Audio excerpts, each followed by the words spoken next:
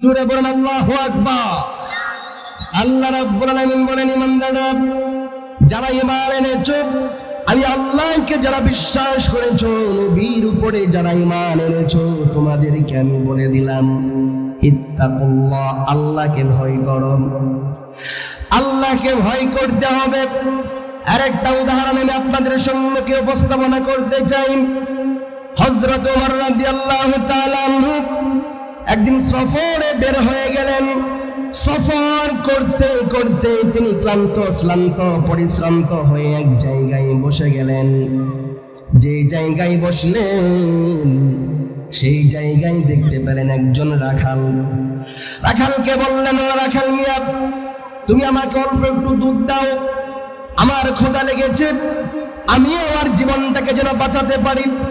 রাখাল বলল, হুজুর, আপনাকে যদি আমি দুধ খাওয়াতে পারি তাহলে তো আমি আমার নিজেকে ভাগ্যবান মনে করব, কিন্তু হুজুর বেয়াদবি মাফ করবেন, আমার কাছে যে বকরিগুলো আছে, যে মেষগুলো আছে, এগুলোর মালিক আমি না।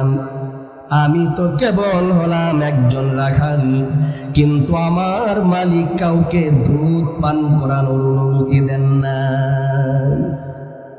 চেয়েছেন কি? খলিফাতুল মুসলিমিন আমিরুল মুমিনিন চেয়েছেন, রাষ্ট্রনায়ক। আবার কার কাছে চাইছেন? একজন রাখালের কাছে।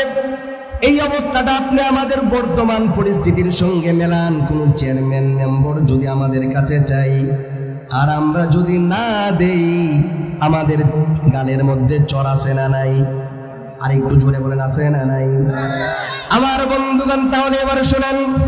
খলিফাতুল মুসলিমিন বললেন, ও রাখাল মিয়া, তাহলে আমি তোমাকে কিছু টাকা দেই, এই টাকাগুলো নিয়ে তুমি আমাকে একটা বকরি দেয়া দাও, একটা ছাগল দেয়া দাও। ছাগল যদি দেয়া দাও, ওই ছাগলের গোশত আমি খেতে পারবো, দুধও খেতে পারবো, আর তুমি সেই টাকা দিয়ে উপকৃত হতে পারবে। ছাগল ওই রাখাল ব্যক্তি বার দেখে বলল, হায় আফসোস, ফাআইনাল্লাহ, ব্যাপারটা যদি এমন হয়, আমিরুল মুমিনিন, আপনি আমাকে টাকা দিবেন, কেউ দেখবে না, আমার মনিব আমাকে দেখবে না, পৃথিবীর কোনো মানুষ আমাকে দেখবে না, আমি আর আপনি জানবো। যদি এমন হয়ে থাকে তাহলে এবার আপনি আমাকে জবাব দেন, আল্লাহ কোথায়? আল্লাহ কি আমাদেরকে দেখে না?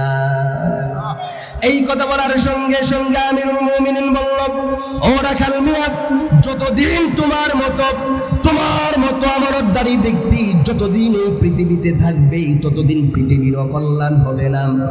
বাস্তবতা মিলে গিয়েছে, এমন আমানতদারিতা মানুষ নাই, যার কারণে আমাদের মাঝে শান্তিও নাই। কথা বলেন ঠিক কিনা? রাস্তার জন্য টাকা আসে, জনগণের জন্য বরাদ্দ আসে, জনগণের সেবা করার জন্য, কালবাগ করার জন্য, বীজ বানানোর জন্য টাকা আসে। করোনার সময় তেল আসলো, চাল আসলো, জনগণ পাই নাই, সব টাকাগুলো নেতাদের পকেটের ভিতরে ঢুকেছে। কথা বলেন ঠিক কিনা?